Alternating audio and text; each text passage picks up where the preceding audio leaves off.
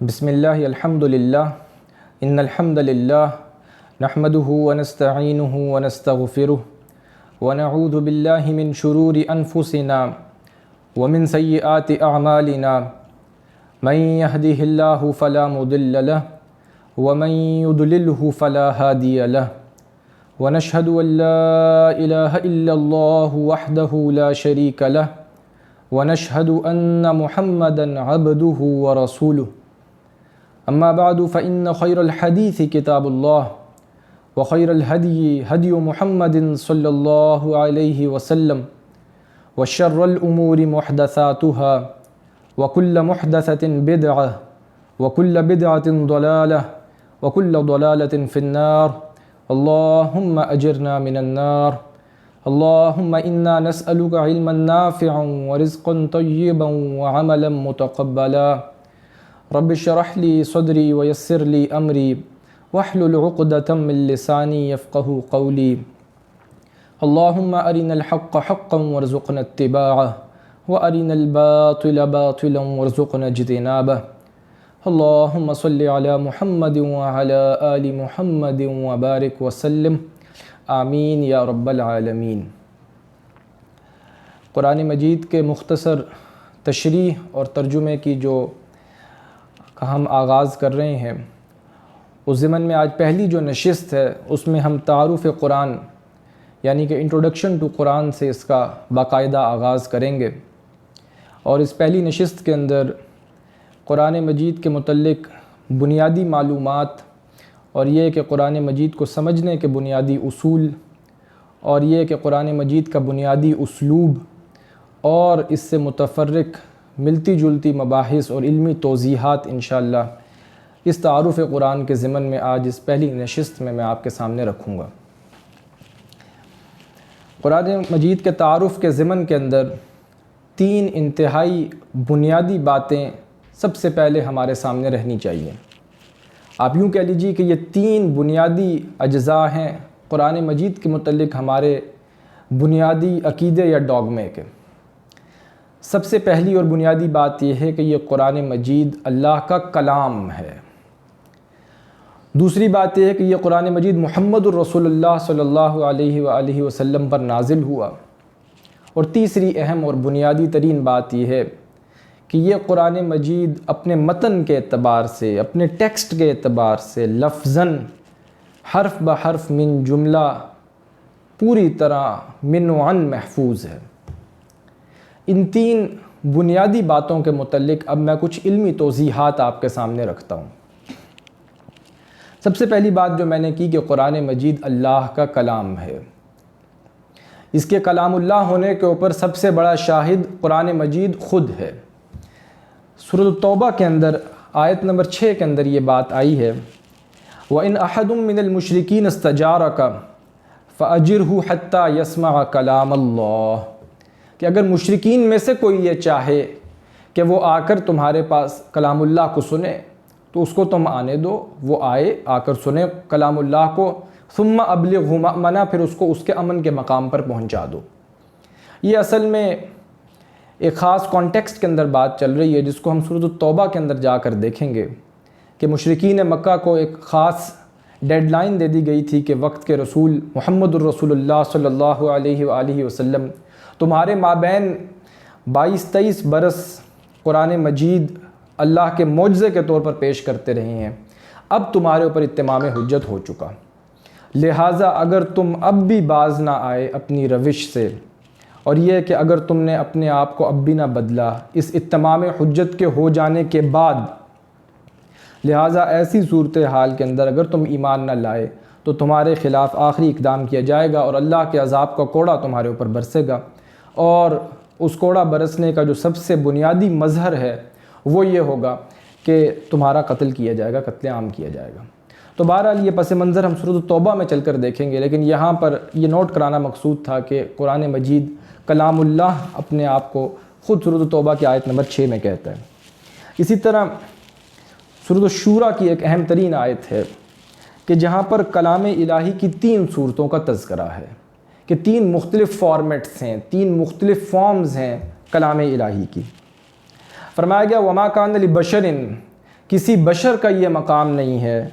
ان یکلمہ اللہ کہ وہ کلام کرے اللہ سے، یعنی کہ اللہ تو کلام کرتا ہے انسانوں سے، لیکن کسی بشر کا یہ مقام نہیں کہ وہ اللہ سے کلام کرے، مگر اس کے بھی کچھ استثناءات ہیں، یعنی کہ ہم دعا بھی تو کرتے ہیں اللہ سے، تو یہ کسی بشر کا یہ مقام تو نہیں ہے کہ وہ خود اللہ سے کلام کرے، لیکن اللہ جو ہے وہ اپنے بندوں سے کلام کرتا ہے، اور بشر جو ہے وہ کلام کرے گا تو دعا کی صورت میں کرے گا، لیکن جو دو طرفہ معاملہ یا اللہ کی طرف سے جو کوئی بات کسی بھی انسان کے دل میں آئے گی، اس کی تین صورتیں ہو سکتی ہیں۔ پہلی صورت الا وحین، کہ کوئی بات دل میں القاء کر دی جائے، الہام کر دی جائے، دل میں اتار دی جائے، جس کو آپ تحدیث بھی کہتے ہیں، محدث بھی کہتے ہیں، القاء بھی کہتے ہیں، کسی بات کا دل میں ڈال دینا، یہ اللہ کی طرف سے ہے کہ اللہ تعالیٰ جس سے چاہے، جس کے دل میں چاہے یہ بات القاء کر سکتا ہے۔ جیسے کہ حضور نے فرمایا صلی اللہ علیہ وسلم کہ کوئی نہ کوئی امتی ایسا ہوتا ہے ہر امت کے اندر کہ جس سے اللہ تعالیٰ کلام کرتا ہے، اور میری امت کا محدث عمر ابن خطاب ہے رضی اللہ تعالیٰ عنہ۔ تو بہرحال یہ الہام کی، تحدیث کی، القاء کی کچھ صورتیں ہیں۔ او من وراء حجاب، یا یہ کہ اللہ تعالیٰ پردے کے پیچھے سے، حجاب کے پیچھے سے کلام کیا کرتا ہے، جیسے کہ حضرت موسیٰ علیہ السلام سے اللہ تعالیٰ نے کلام کیا، اللہ تعالیٰ نے بات کی۔ آپ کو معلوم ہے کہ مشہور واقعہ ہے کہ حضرت موسیٰ علیہ السلام کوہ طور پر گئے تو وہاں پر جا کر اللہ تعالیٰ سے کہا اللہ میں تجھے دیکھنا چاہتا ہوں، ربی ارینی انظر الیک، تو اللہ تعالیٰ نے فرمایا لن ترانی، موسیٰ تم مجھے دیکھ نہیں سکو گے، لیکن حضرت موسیٰ بضد تھے کہ اللہ تو میرا شوق دیکھ، میرا اشتیاق دیکھ، میری محبت دیکھ، میری رغبت دیکھ۔ تو اللہ تعالیٰ نے فرمایا کہ یہ جو سامنے پہاڑ ہے وَلَٰكِنِ انظُرْ إِلَى الْجَبَلِ، تم اس کی طرف دیکھنا، میں اپنی تجلی اس کے اوپر ڈالوں گا، اگر یہ ٹھہرا رہ گیا تو تم مجھے دیکھ پاؤ گے۔ فَإِنِ اسْتَقَرَّ مَكَانَهُ فَسَوْفَ تَرَانِي۔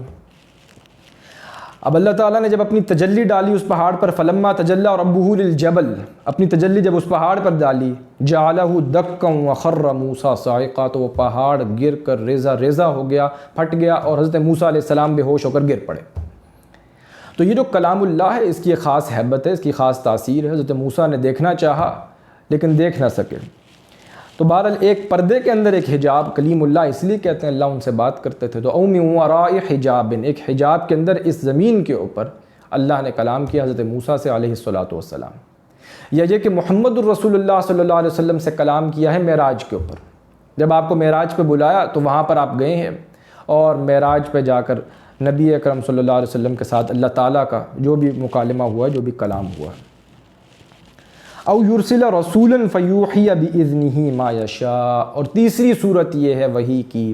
کہ اللہ تعالیٰ کوئی اپنا پیغامبر، کوئی فرشتہ نازل کرتا ہے کہ جو وحی کر دیتا ہے، جو چاہتا ہے اللہ تعالیٰ اسی کو وہ آگے پہنچا دیتا ہے۔ کسی نبی یا رسول کے قلب کے اوپر وہ وحی کر دی جاتی ہے، وہ القاء کر دیا جاتا ہے کسی پیغامبر فرشتے کے ذریعے سے کہ وہ اللہ سے لفظاً وہ کلام لیتے ہیں اور رسول کے تک پہنچا دیتے ہیں۔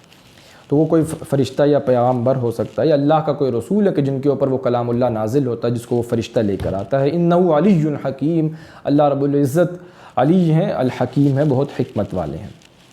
تو یہ کلام الہی کی تین بنیادی صورتیں ہیں، یا جو کہ وحی کی صورت میں، یا الہام یا القاء کی صورت میں۔ اور اسی میں نوٹ کر لیجئے کہ یہ رؤیا صادقہ، سچے خواب بھی الہام اور القاء کی کیٹیگری میں آ جائیں گے، جس کو نبوت کا 40واں حصہ یا 100واں حصہ کہا گیا ہے۔ یہ سچے خواب جو ہیں وہ نبوت کا اتنا حصہ ہے کہ نبوت تو اب اٹھ گئی، لیکن الا المبشرات، یہ مبشرات باقی رہیں گے، اور وہ مبشرات کیا ہیں؟ وہ یہ رؤیا صادقہ ہیں، سچے خواب ہیں، یا یہ کہ اللہ تعالیٰ حجاب میں رہ کر کلام کرتا ہے۔ تو بہرحال بنیادی بات یہ کہ جو پہلا نقطہ ہے کہ یہ اللہ کا کلام ہے، اور کلام اپنے متکلم کی صفت ہوا کرتا ہے۔ ایک کلام کرنے والا ہے تو وہ جب کلام کرے گا تو اس کی صفات اس سے عیاں ہوں گی، اس کی صفات اس سے نمایاں ہوں گی، یہ اس کے ایٹریبیوٹس ہیں جس سے آپ اس کو پہچان سکتے ہیں۔ اور قرآن مجید اللہ کی جملہ صفات کا مکمل عکس ہے، اس میں اللہ کی صفات کا عکس آپ کو ملے گا۔ جو بھی اللہ کے 99 نام ہیں، 99 ایٹریبیوٹس ہیں، یہ کلام اللہ اس کا عکس ہے۔ اس کے اندر آپ کو وہ 99 ناموں کی اور اللہ کی صفات کی جھلک ملے گی۔ ہاں، اس کا ہرگز یہ مطلب نہیں ہے کہ معاذ اللہ اللہ کی ذات اس کے اندر ضم ہو گئی ہے، معاذ اللہ ثم معاذ اللہ۔ یہ تو بالکل دوسری بات ہے کہ کیا ربط و تعلق ہے صفات ذات تعالیٰ کے اندر، صفات باری تعالیٰ کے اندر اور کلام اللہ کے مابین۔ ان کے مابین کچھ ربط و تعلق بھی ہے، صفات ذات سے غیر بھی نہیں ہے اور بالکل اس کا عین بھی نہیں ہے، ہیں صفات ذات حق، حق سے جدا یا عین ذات۔ امت مرحوم کی ہے کس عقیدے میں نجات۔ تو بہرحال صفات اللہ کی جو بھی ہیں ہم اس کو سمجھ نہیں پاتے پوری طرح، ہم اس کو پوری طرح اپریہنڈ نہیں کر پاتے۔ بہرحال لا عین ولا غیر، وہ اللہ کا عین بھی ہیں اور اللہ کا غیر بھی ہیں، اللہ کی ذات کا حصہ بھی ہیں اور اللہ سے جدا بھی ہیں۔ اسی طرح اللہ کی ذات اس کی صفات کے ساتھ متصف بھی ہے اور اس سے ہٹ کر اس کی اپنی ایک انڈیویجویلٹی بھی برقرار ہے۔ تو بہرحال یہ علم الکلام کا ایک بحث ہے، لیکن بنیادی طور پر کہ اللہ کا کلام اس کی صفت ہے، اور یہ کہ کلام اللہ اس کے متکلم کی صفت ہوا کرتا ہے اور اللہ کی صفات کا انعکاس اس کلام اللہ کے اندر ہے۔ اب دیکھیے یہی جو موسیٰ علیہ السلام کا واقعہ، اس کی بہت زبردست انالوجی بنائی جا سکتی ہے کلام اللہ کے ساتھ۔ اگر آپ سورۃ الحشر میں جاتے ہیں تو وہاں فرمایا گیا لو انزلنا هذا القرآن على جبل لرأيته خاشعا متصدعا من خشیۃ اللہ، کہ اگر ہم اس قرآن کو، اس کلام اللہ کو کسی پہاڑ پر نازل کرتے تو یہ اللہ کی کلام کی ہیبت سے، اس کی عظمت سے، اس کی جلالت سے جو ہے یہ پوری طرح یہ دب جاتا، پھٹ جاتا۔ لیکن یہ ہے کہ یہ کلام اللہ ہے، یہ اللہ کا کلام ہے، اس کو کوئی پہاڑ جو ہے وہ اٹھا نہیں سکتا تھا۔ بالکل ویسے ہی کہ جیسے اللہ کا کلام اللہ کی صفت ہے، اپنے متکلم کی صفت ہے، اسی طرح قرآن مجید جو ہے وہ اللہ کا کلام ہے، اس کی صفات سے متصف ہے۔ تو جیسے اللہ نے اپنی تجلی کسی پہاڑ پر ڈالی تو اس پہاڑ پر تجلی کے ڈالے جانے سے وہ پہاڑ دب کے ریزہ ریزہ ہو گیا۔ اسی طرح فرمایا گیا کہ اگر ہم اس قرآن کو نازل کر دیتے لو انزلنا هذا القرآن على جبل لرأيته خاشعا متصدعا من خشیۃ اللہ، تو وہ اللہ کے خوف سے، اللہ کی خشیت سے بالکل جو ہے وہ دب جاتا، پھٹ جاتا۔ تو یہ ایک ربط و تعلق ہے کلام اللہ کے اندر کہ جو اللہ کی صفت ہے، اور اللہ کی اپنی ذات کے اندر کہ جو اس کی تجلی پہاڑ پر پڑی تو اس کے ساتھ کیا معاملہ ہوا۔ تو بہرحال سب سے پہلی اور اہم اور بنیادی نقطہ جو میں نے آپ کے سامنے رکھا کہ یہ اللہ کا کلام ہے، یہ محض کوئی لکھی ہوئی تحریر نہیں ہے۔ جس طرح کہ سابقہ انبیاء اور رسول، جس طرح حضرت موسیٰ علیہ السلام کا معاملہ ہو گیا، ان کو تختیاں دی گئی تھیں، تورات کی صورت میں لکھا ہوا تھا تختیوں کے اوپر، ان کو تورات تختیوں کی صورت میں دیا گیا تھا۔ لیکن یہ کہ قرآن مجید کا معاملہ خاص ہے کہ یہ کوئی لکھی ہوئی فارمیٹ میں اس طرح سے نازل نہیں ہوا، بلکہ یہ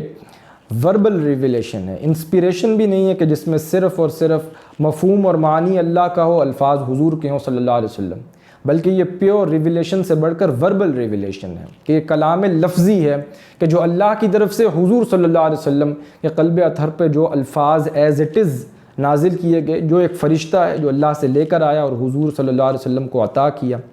وہ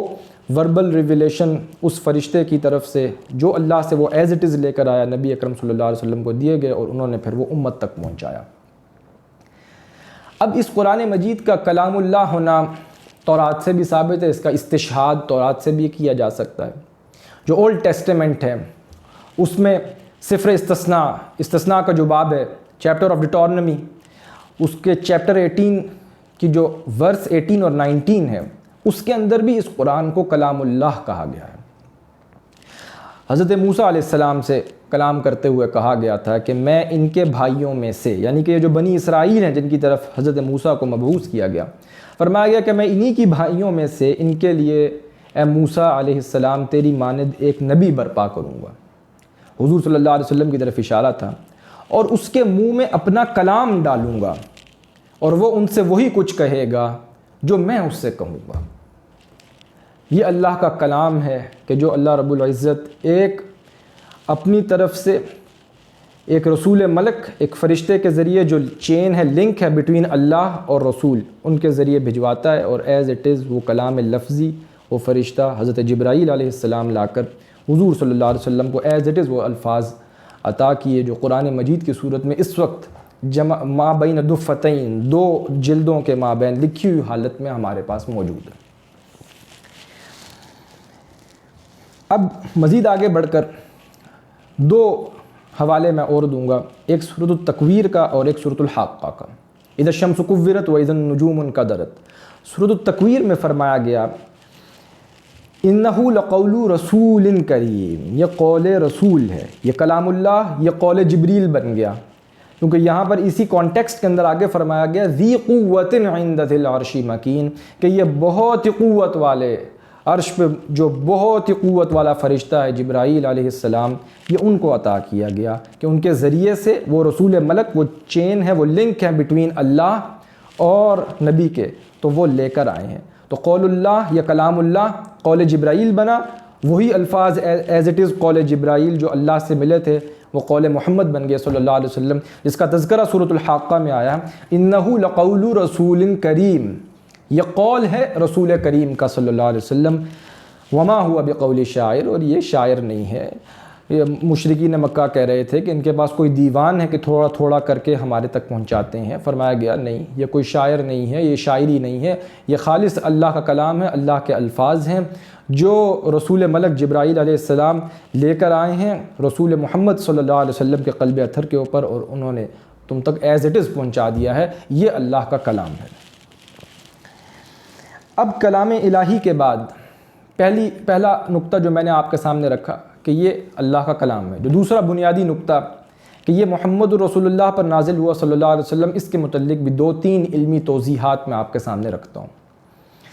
سب سے پہلے یہ سمجھ لیجئے کہ یہ نبی اکرم صلی اللہ علیہ وسلم کے اوپر نازل ہوا، اس کو ہم تنزیل کہتے ہیں، لیکن قرآن مجید کے اندر سورۃ القدر کے اندر اور سورۃ الدخان کے اندر انزال کا لفظ آیا ہے، انا انزلناہ فی لیلۃ مبارکہ، کہ یہ لیلۃ مبارکہ میں نازل ہوا، اور سورۃ القدر میں فرمایا گیا انا انزلناہ فی لیلۃ القدر، یہ قرآن مجید لیلۃ القدر میں نازل کیا گیا۔ تو نوٹ کر لیجئے کہ انزل ینزل، انزال کہتے ہیں کسی شے کو یک بارگی نازل کرنا، ایک بار میں نازل کر دینا۔ تو لوح محفوظ سے، کتاب مکنون سے، یہ قرآن مجید ام الکتاب سے، جو اللہ کے پاس اصل قرآن مجید ہے کہ جس کو حروف و اصوات کا جامع پہنا کر حضور صلی اللہ علیہ وسلم کو عطا کیا گیا، یہ انزال کی صورت میں یک بارگی لوح محفوظ سے لے کر 7ویں آسمان سے لے کر سمائے دنیاوی تک ایک بار میں لیلۃ القدر میں نازل کیا گیا، اس کو انزال کہتے ہیں۔ انزل ینزل انزال، یہ بھی اہم مقامات ہیں قرآن مجید کے۔ سورۃ الزخرف میں آیا انا جعلناہ قرآنا عربیا لعلکم تعقلون وانہ فی ام الکتاب لدینا لعلی حکیم، کہ بے شک اس قرآن کو ہم نے عربی قرآن بنایا ہے، یعنی کہ اللہ کی کیا زبان ہوگی، اللہ تو زبان سے ماورا ہے، ساری زبانیں اللہ کی ہے، یعنی کہ اللہ کے لیے کوئی انگلش کی، اردو کی، عربی کی کوئی قید نہیں ہے۔ یہ حروف و اصوات کا جامع اللہ نے اپنی جو بھی لینگویج تھی اس کو پہنایا، اور تم چونکہ اہل عرب سمجھنے والے تھے قرآن کو، تبھی جب کہ تمہاری زبان میں نازل ہوتا، اور عربوں کی زبان عربی تھی، اس لیے سورہ یوسف میں فرمایا گیا انا انزلناہ قرآنا عربیا لعلکم تعقلون، کہ بے شک ہم نے اس قرآن کو عربی قرآن بنا کر نازل کیا ہے تاکہ تم اس کو سمجھ سکو۔ وَإِنَّهُ فِي أُمِّ الْكِتَابِ، سورۃ الزخرف میں، کہ یہ ام الکتاب میں اصل موجود ہے وہاں پر، یہ اسی کی سرٹیفائیڈ مصدقہ نقول ہیں جو تمہارے تک پہنچائی گئی ہیں۔ اسی سے ملتا جلتا لفظ سورۃ الواقعہ میں مختلف انداز میں آیا ہے، وہاں فرمایا گیا فَلَا أُقْسِمُ بِمَوَاقِعِ النُّجُومِ وَإِنَّهُ لَقَسَمٌ لَوْ تَعْلَمُونَ عَظِيمٌ وَإِنَّهُ لَقُرْآنٌ كَرِيمٌ فِي كِتَابٍ مَّكْنُونٍ، یہ کتاب مکنون میں ہے، بہت ہی چھپی ہوئی ایک شے ہے کہ جس کے اندر جیسے کوئی موتی ہوتے ہیں تو آپ اس کو کوئی مخمل کی ڈبیا میں رکھتے ہیں، تو اسی طرح چھپا کر ایک کتاب مکنون کے اندر اس کی اصل سرٹیفائیڈ کاپی ہے۔ لا یمسہ الا المطہرون، اس کو چھو نہیں سکتے مگر یہ کہ جو بہت ہی پاک باز فرشتے ہوں وہ اس کو مس کرتے ہیں، وگرنہ یہ کہ بغیر پاکیزہ ہوئے کوئی پاک باز، پاکی حاصل کیے بغیر کوئی فرشتہ بھی اس کی رسائی وہاں تک نہیں ہے۔ اور اسی کے متعلق سورۃ البروج میں 30ویں پارے کے اندر فرمایا گیا بل ہوا قرآن مجید فی لوح محفوظ، یہ وہ لوح محفوظ میں ہے جس کو انا جعلناہ قرآنا عربیا، عربی قرآن بنا کر ہم نے نبی اکرم صلی اللہ علیہ وسلم کے قلب اطہر پر نازل کیا، اور انہوں نے پھر ایز اٹ از ان الفاظ کو امت تک پہنچایا۔ تو یہ میری بحث کا پہلا حصہ یہاں پر مکمل ہوا ان 3 بنیادی نکات سے متعلق، جس میں پہلا نقطہ یہ تھا کہ یہ کلام اللہ ہے، یہ کلام ہے زندہ و جاوید، یہ بات ہے اللہ کی، یہ قول اللہ ہے، یہ کلام اللہ ہے، یہ قول جبرائیل بنا ایز اٹ از انہی الفاظ میں، وہی verbal revelation as it is جبرائیل علیہ السلام کے ذریعے سے حضور صلی اللہ علیہ وسلم کو دی گئی، اور وہی الفاظ اب اس کی مصدقہ نقول یہ سرٹیفائیڈ کاپی ہے جو قرآن مجید کی صورت میں ہمارے پاس موجود ہے۔ اس کے بعد یہ رسول اللہ پر نازل ہوا، اب سماع دنیا پر نازل ہونے کے بعد تنزیل ہوئی ہے اس کی رفتہ رفتہ، 23 برس لگے ہیں۔ لونر کیلنڈر کو فالو کریں تو 23 برس ہیں، اور سولر کیلنڈر کے مطابق 22 برس ہیں،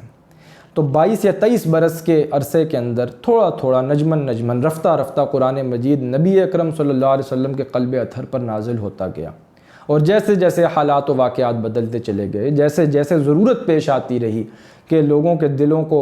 جمایا جائے اس قرآن پر، ان کی تعلیم کی جائے، ان کو تھوڑا تھوڑا کر کے اس کے اوپر ثبات عطا کیا جائے، تو یہ قرآن نازل ہوتا رہا، اور فرمایا اسی کو ہم تنزیل کہتے ہیں۔ علامہ یعلم تعلیم بھی اسی سے ہے، فعل یفاعل تفعیل اسی سے ہے، نزل ینزل تنزیل اسی سے ہے، تھوڑا تھوڑا کر کے اتارنا کہ بالکل جو سامنے آپ کا مخاطب ہے اس کو آپ تھوڑی تھوڑی کر کے بات سمجھاتے ہیں کہ اس کی سمجھ میں آ جائے، ایک دم یک بارگی جو ہے اتار نہیں دیا گیا، وگرنہ تو یہ کہ سمجھ میں نہ آتی۔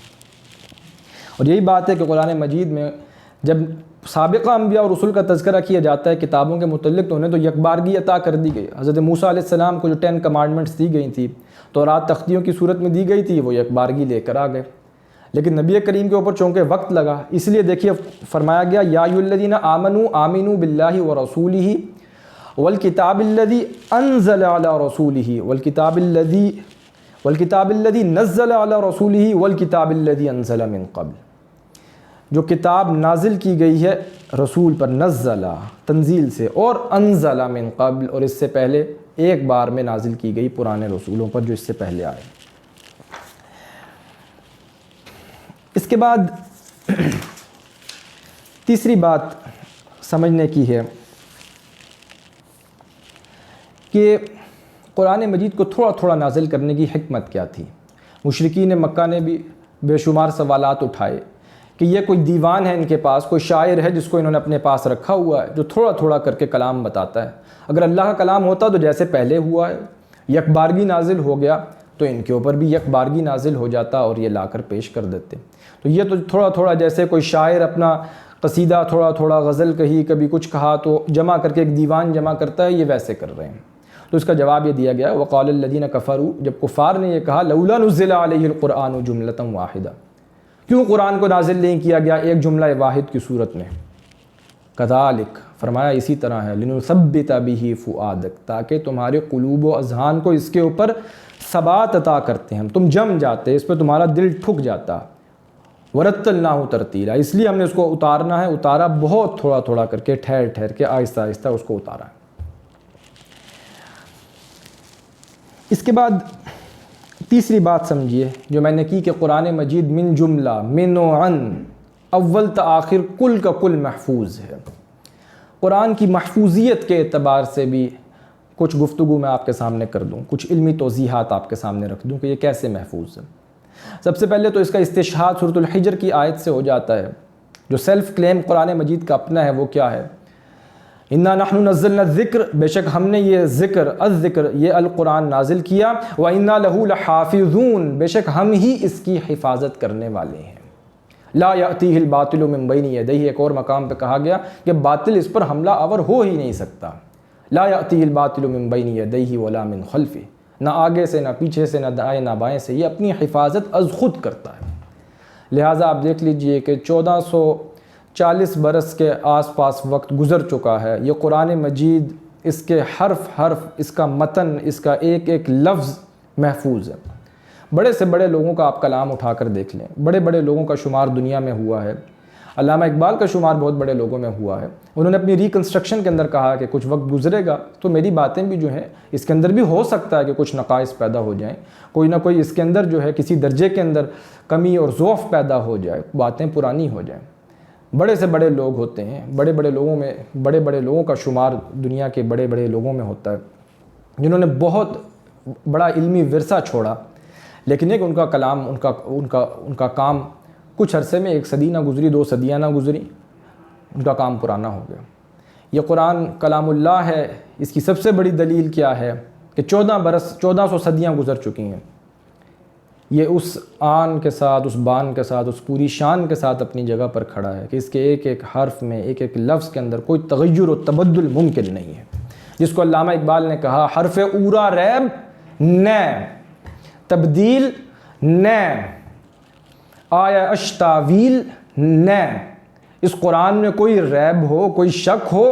ناممکن، کوئی اس کا سوال ہی پیدا نہیں ہو سکتا۔ اس کی تعویل میں کوئی ایسا معاملہ ہو جائے، نہ آیا اش تاویل، شرمندہ تعویل نہ، اس کی کسی آیت کو کوئی تروڑ مروڑ کے کوئی ایسے بیان کر دے کہ اس کے اندر کوئی ایسی سکم پیدا کر دیا جائے اس کے متن کے اندر، نہ، یہ ممکن ہی نہیں ہے، یہ کسی کے بس کا روگ نہیں ہے۔ دیکھیے یہی بات ہے کہ نبی اکرم صلی اللہ علیہ وسلم کو بھی یہ اٹیسٹیشن کروائی گئی تھی سورۃ القیامہ کے اندر، لا تحرک بہ لسانک، اے نبی صلی اللہ علیہ وسلم آپ اپنی زبان کو تیز تیز حرکت نہ دیں کہ اس قرآن کو آپ یاد کر لیں، کوئی آپ سے مس نہ ہو جائے۔ اِنَّ عَلَيْنَا جَمْعَهُ وَقُرْآنَا، ہمارے ذمے ہیں اس قرآن کا آپ کے قلب کے اندر جمع کرنا، لہٰذا یہ ہماری ذمہ داری ہے، یہ انشورڈ ہے، یہ کلام اللہ ایسی شے نہیں ہے کہ اس کے لیے آپ کو ہم کسی مشکل میں ڈال دیں، کسی دقت میں ڈال دیں۔ پھر یہ دیکھیے قرآن مجید کی محفوظیت کس کس اعتبار سے اس امت کے ذریعے سے بھی اللہ تعالیٰ نے کروائی ہے۔ تدوین قرآن کے باب کے اندر میں کچھ مختصر سی گفتگو اس کے اوپر بھی کر دوں۔ دیکھیے نوٹ کر لیجئے کہ دور نبوی کے اندر قرآن مجید سینہ بسینہ چل رہا تھا۔ جو قرآن نازل ہوتا تھا،